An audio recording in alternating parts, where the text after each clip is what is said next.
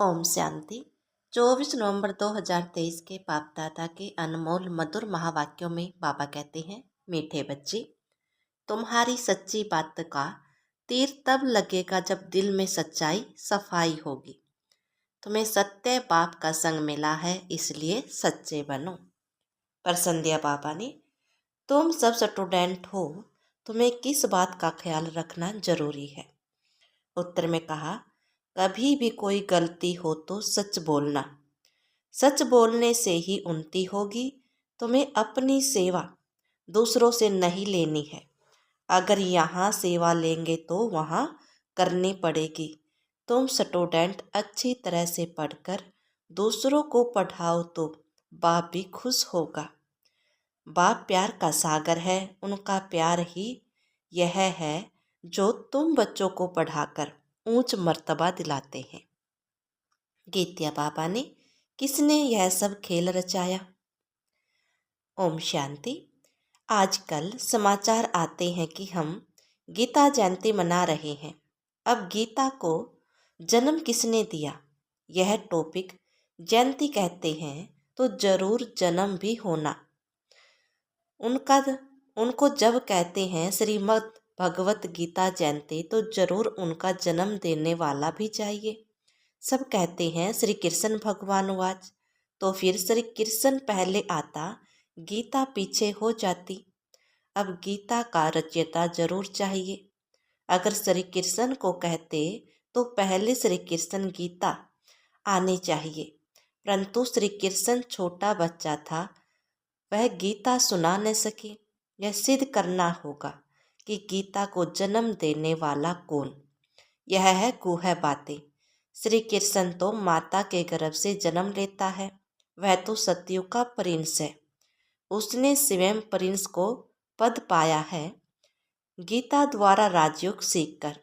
अब गीता को जन्म देने वाला कौन, परम पिता परमात्मा शिव या श्री कृष्ण। श्री कृष्ण को वास्तव में त्रिलोकीनाथ त्रिकालदर्शी भी नहीं कह सकते। त्रिलोकीनाथ त्रिकालदर्शी एक को ही कहेंगे। त्रिलोकीनाथ माना तीनों लोकों को पर राज्य करते, मूलवतन, सूक्ष्मवतन, स्थूलवतन, इन तीनों को कहा जाता है त्रिलोकी। इनको जानने वाले त्रिलोकीनाथ त्रिकालदर्शी परम पिता परमात्मा शिव है। यह महिमा उनकी है, न कि श्री कृष्ण की। श्री कृष्ण की महिमा है 16 कला संपूर्ण, सर्वगुण संपन्न। उनकी भेंट करते हैं चंद्रमा से। परमात्मा की भेंट चंद्रमा से नहीं करेंगे, उनका कर्तव्य ही अलग है। वह है गीता को जन्म देने वाला रचयिता। गीता के ज्ञान व राजयोग से ही देवताएं क्रिएट होते हैं। मनुष्य को देवता बनाने के लिए बाप को आकर नॉलेज देनी पड़ती है। अब यह समझाने देने वाले बड़े ही होशियार ब्रह्मा कुमार कुमारियाँ चाहिए। सभी एक जैसा समझ नहीं सकते। बच्चियाँ भी तो सब नंबरवार हैं। टॉपिक भी ऐसी रखी जाए कि श्रीमद् भगवत गीता को जन्म किसने दिया। इसके लिए कंट्रास्ट समझाना चाहिए। भगवान तो एक ही है, परमपिता परमात्मा शिव। उसे ज्ञान सागर द्वारा ज्ञान सुनकर श्री कृष्ण ने यह पद पाया था। सहज राजयोग से यह पद कैसे पाया, यह समझाने देने पड़े। ब्रह्मा द्वारा ही पहले बाप ब्राह्मण रचते हैं, सभी वेद शास्त्रों का सार सुनाते हैं। ब्रह्मा के साथ ब्रह्मा मुख वंशावली भी चाहिए। ब्रह्मा को ही त्रिकालदर्शी पने का ज्ञान मिलता है।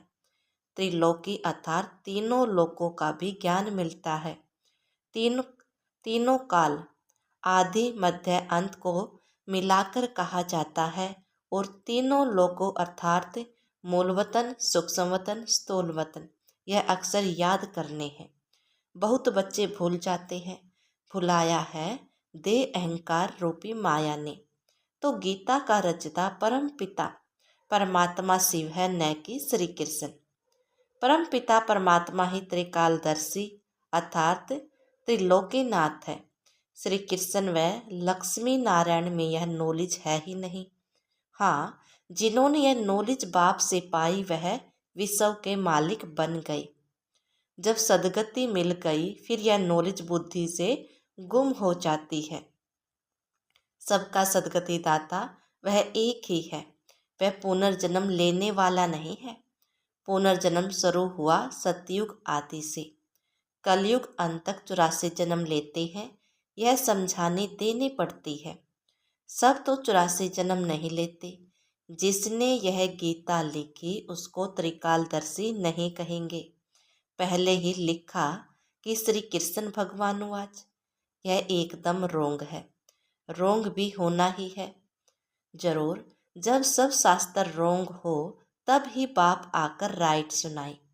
बरोबर ब्रह्मा द्वारा वेद शास्त्रों का सच्चा सार सुनाते हैं, इसलिए उन्हें सत कहा जाता है। अब तुम्हारा है सत के साथ संग, जो तुमको सत बनाते हैं।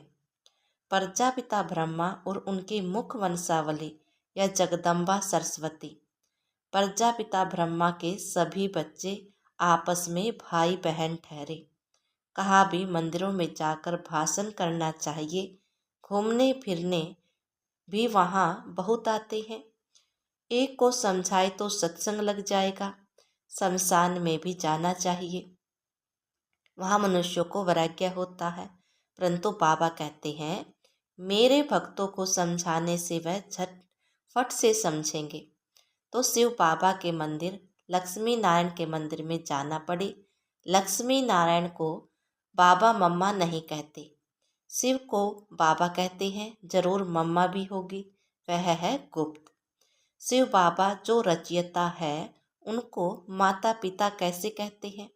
यह गुप्त बातें कोई भी जान न सके। लक्ष्मी नारायण को एक ही अपना बच्चा होगा, बाकी इनका नाम है प्रजापिता ब्रह्मा। विष्णु और शंकर को ऊंच नहीं रखते, ऊंच त्रिमूर्ति ब्रह्मा को रखते हैं। जैसे रचता शिव परमात्मा को कहते हैं, ऐसे ही ब्रह्मा को भी रचता कहा जाता है। वह तो अविनाशी है ही। रचता अक्सर कहेंगे तो पूछेंगे कैसे रचा? वह तो रचता है ही, बाकी रचना होती है ब्रह्मा द्वारा। अब ब्रह्मा द्वारा परमात्मा सब आत्माओं को सृष्टि के आदि मध्य अंत का नॉलेज देते हैं। वेद शास्त्र आदि सब है भक्ति मार्ग की सामग्री। भक्ति मार्ग आधा कल्प चलता है, यह है ज्ञान। जब भक्ति मार्ग पूरा होता है तब सब पतित तमो प्रधान बन जाते हैं। तब मैं बाप आता हूँ। पहले सतो प्रधान से सतो रजो तमो में आते हैं। ऊपर से जो पवित्र आत्माएं आती हैं उन्हें कोई ऐसा कर्म नहीं किया है जो उनको दुख भोगना पड़े। क्राइस्ट के लिए कहते हैं उनको क्रूस पर चढ़ाया, परंतु यह तो हो न सके। नई आत्मा जो धर्म स्थापन करने अर्थ आती हैं उनको दुख मिल नहीं सकता, क्योंकि वह तो कर्मातीत अवस्था वाला मैसेंजर धर्म स्थापन करने आया है। लड़ाई में भी जब कोई मैसेंजर भेजते हैं तो सफ़ेद झंडी ले आते हैं, जिससे वे लोग समझ जाते हैं कि यह कोई मैसेज ले आया है। उनको कोई तकलीफ नहीं देते। तो मैसेंजर जो आते हैं उनको कोई क्रूस पर चढ़ा न सके। दुख आत्मा ही भोगती है, आत्मा निर्लेप नहीं है, यह लिखना चाहिए। आत्मा को निर्लेप कहना रोंग है, यह किसने कहा? शिव भगवानुवाच। यह पॉइंट्स तुमको नोट करने चाहिए। लिखने के लिए बड़ी ही विशाल बुद्धि चाहिए। समझो प्रदर्शनी में क्रिश्चियन लोग आते हैं तो उनको भी बता सकते हैं कि क्राइस्ट की सोल को क्रोस पर नहीं चढ़ाया गया, बाकी जिसमें उसने प्रवेश किया उस आत्मा को दुख हुआ। तो ऐसी बातें सुनकर वंडर खाएंगे। उस पवित्र आत्मा ने आकर धर्म स्थापन किया गॉड फादर के डायरेक्शन अनुसार। यह भी ड्रामा को भी कई लोग समझते हैं, परंतु उसके आदि मध्य अंत को नहीं जानते। ऐसी ऐसी बातें सुन वह लोग कुछ समझने की कोशिश करते हैं। कृष्ण को भी कोई गाली दे न सके। बरोबर गालियां अभी ही मिल रही हैं। किसको? शिव बाबा को नहीं, इस साकार को।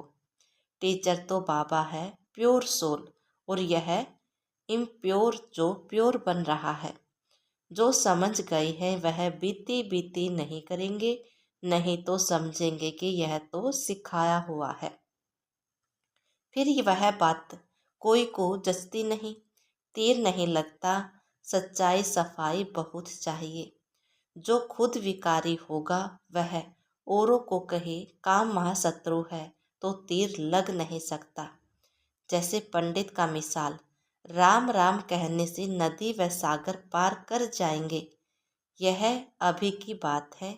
शिव बाबा कहते हैं, मुझे याद करने से तुम इस विषय सागर से पार हो जाएंगे। कौन सा सागर? यह पंडित नहीं जानते। वे शाल्य से शिवालय में चले जाएंगे। बड़ी अच्छी रीति से श्रीमत पर चलना है। कहते हैं ना कि बाबा चाहे प्यार करो चाहे ठुकराओ। यहाँ तो सिर्फ समझाने दी जाती है तो भी कई मुर्दे बन जाते हैं। बच्चों को तो लिखना पढ़ना पड़ता है। बाप प्यार का सागर है, अर्थात पढ़ाकर ऊंच मर्तबा दिलाते हैं। यही प्यार है। बाप जब पढ़ाता है तो पढ़कर औरों को भी पढ़ाना है। बाप को खुश करना है। बाप की सर्विस में तत्पर रहना है। बाप की यही सर्विस है कि अपने तन मन धन से भारत की सच्ची सेवा करो। तुम्हें तो बुलंद आवाज से समझानी चाहिए। सभी नंबरवार हैं, राजधानी में भी नंबरवार होंगे। टीचर समझ जाते हैं कि यह देवी राजधानी में क्या नंबर लेंगे। सर्विस से समझ सकते हैं कौन कौन मुख्य बनेंगे। खुद भी समझते हैं कि हम बाबा मम्मा जितनी सर्विस नहीं करते तो दास दासिया बनना पड़ेगा। आगे चलकर तुम सबको सारा ही मालूम पड़ेगा। हम श्रीमत पर न चले, सब क्लियर हो जाएगा। तुम बच्चे इस समय स्टूडेंट हो। इस समय तुम अपनी दासियां बनाएंगे तो खुद भी दासी बनना पड़ेगा। यहाँ महारानी बनना दे अभिमान है। सच कहना चाहिए कि बाबा यह भूल हुई। अभी संपूर्ण तो सभी बने नहीं हैं। इम्तिहान में जब नापास होते हैं तो शर्माते भी हैं। बाबा का रात्रि में ख्याल चला के मनुष्य 21 जन्म कहते हैं, गायन भी करते हैं। अभी यह ईश्वरीय जन्म एक अलग है।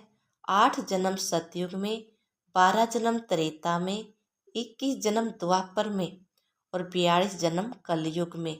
यह तुम्हारा ईश्वरीय जन्म सबसे ऊंच जन्म है जो अडोप्ट है।